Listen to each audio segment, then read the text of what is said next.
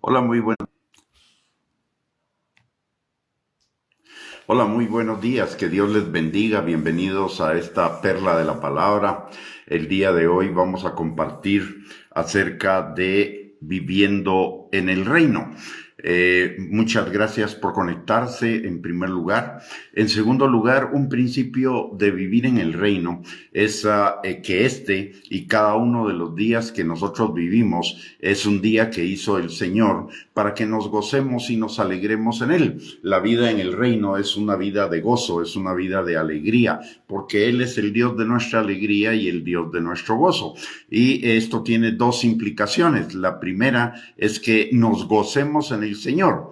¿Por qué? Porque el Señor es nuestro guardador desde ahora y para siempre, además de nuestro Salvador, es nuestro proveedor, nuestro libertador, nuestro sanador, nuestro restaurador, nuestra protección, nuestra fortaleza, nuestro Padre que cuida de cada uno de nosotros. Tenemos suficientes motivos para estar alegres porque el Dios Todopoderoso es nuestro Padre y Él cuida de nosotros en todo tiempo, por un lado. Pero por el otro lado también gozarnos en el día, porque en el día el Señor está trabajando en nuestras vidas, haciendo que todo obre para bien de los que le amamos. No importa que estemos atravesando alguna situación crítica, alguna situación contraria, alguna batalla, alguna dificultad. Pero si estamos en el Señor, no hay ningún problema porque todo lo que suceda en el día va a obrar para bien de cada uno de nosotros. Es un proceso de aprendizaje. Aprendemos en las cosas buenas y aprendemos en las cosas que no nos gustan. En Mateo capítulo 3, versículo 2, la palabra nos enseña acerca de un principio del reino. En Mateo 3, versículo 2, dice la palabra, en primer lugar, que para vivir en el reino necesitamos, para disfrutar de esos, para disfrutar cada día de que Dios es nuestro Padre y para disfrutar cada día porque Dios está obrando en nuestras vidas para bien, lo primero que necesitamos es entrar al reino. Y para entrar al reino, la palabra de Dios dice en Mateo capítulo 3, versículo 2, que es necesario que nos arrepintamos porque el reino de los cielos se ha acercado. Ese fue el principio de la predicación de Juan el Bautista cuando estaba preparando el camino del Señor. Y luego el Señor, cuando inicia su ministerio, dice la palabra en Mateo capítulo 4, versículo 17, que desde entonces comenzó Jesús a predicar y a decir: arrepentíos porque el reino de los cielos se ha acercado. Y aquí hay dos implicaciones en este arrepentirse, porque el reino de los cielos se ha acercado. Número uno es que para entrar al reino necesitamos dejar nuestra vida antigua, nuestra vida anterior. Necesitamos entregarle a Cristo el señorío de nuestras vidas. La palabra nos enseña en Proverbios capítulo 16, versículo 25, que cuando no vivimos en el Señor, estamos viviendo en nuestros propios caminos que nos parecen derechos en nuestra propia opinión, pero su fin es camino de muerte. Mientras que si vivimos en la voluntad de Dios, entramos en el reino de los cielos y todas las cosas nos serán añadidas, como dice Mateo capítulo 6, versículo 33. Entonces, lo primero que necesitamos es arrepentirnos de la vieja manera de vivir, y arrepentirse no significa solo decir me arrepiento. Arrepentirme significa cambiar mi manera de pensar, mi manera de sentir, cambiar mis actitudes, mis motivaciones, y todo ello es gracias a la obra del Espíritu Santo en cada uno de nosotros, porque cuando nosotros venimos a Cristo, el Espíritu Santo hace morada en nosotros, es nuestro ayudador y Él nos va a guiar a toda verdad. Pero lo primero que necesitamos es entregarle nuestra vida a Cristo. La palabra de Dios dice en Juan capítulo 1, versículo 12, que si nosotros creemos en el Señor Jesucristo, somos hechos hijos de Dios. Y por el otro lado, la palabra en Romanos capítulo 10, versículos del 8 al 10 nos enseña que reconocer el señorío que necesitamos para ser salvos, para iniciar ese camino, esa nueva vida en el que las cosas viejas pasaron y todas son hechas nuevas, es decir, vivir en ese arrepentimiento. Necesitamos creer en nuestro corazón que Jesús es el Señor y que Dios le resucitó de los muertos, y entonces no solamente entramos en el reino, sino que además seremos salvos. El reino de Dios es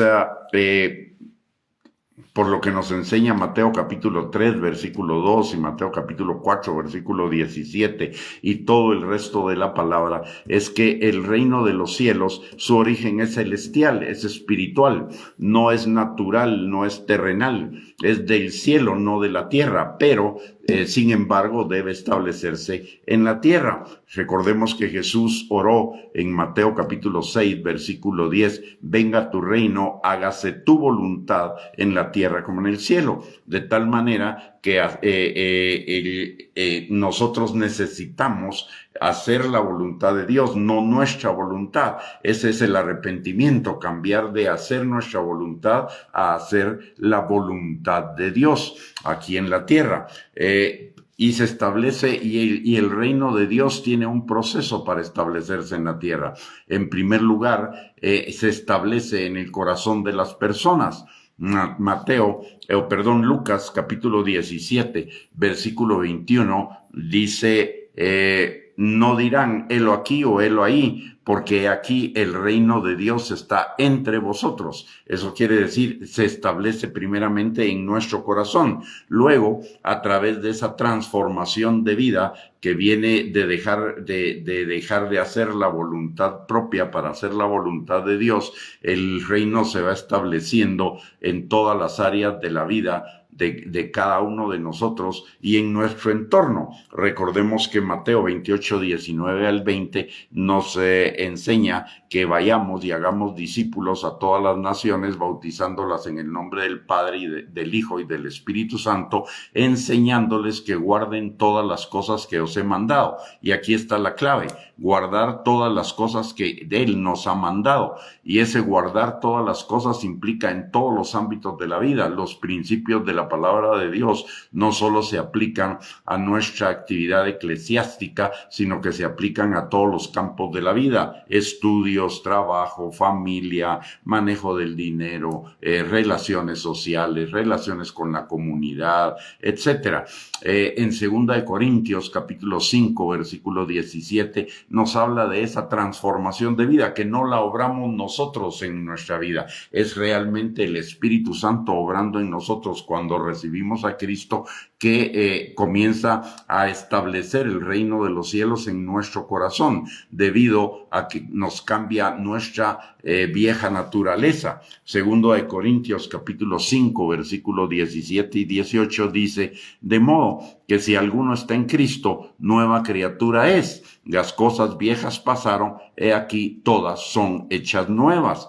Y todo esto proviene de Dios, quien nos reconcilió consigo mismo por Cristo y nos dio el ministerio de la reconciliación. Así que primero se establece el reino en mi corazón, luego de establecerse el reino en mi corazón, como de la abundancia del corazón habla la boca, y que lo que pensamos en lo profundo de nuestro corazón es lo que vamos a vivir. Vamos a comenzar a manifestar el reino de Dios automáticamente en todas las áreas de nuestra vida, en nuestras relaciones con los demás, en el trabajo, en donde estudiamos, en la familia, etcétera. Y finalmente, en la segunda venida de Cristo, el reino de Dios se va a establecer plenamente sobre todas las naciones, físicamente y desde Israel al mundo. Y esto será el cumplimiento perfecto y total de la oración de Jesús: venga tu reino, hágase tu voluntad en la tierra como en el cielo. Y después del milenio, pues en la eternidad, en la nueva tierra, y viviremos en la plenitud del reino. Recordemos algo que la palabra de Dios nos enseña en Mateo capítulo 6, versículo 33.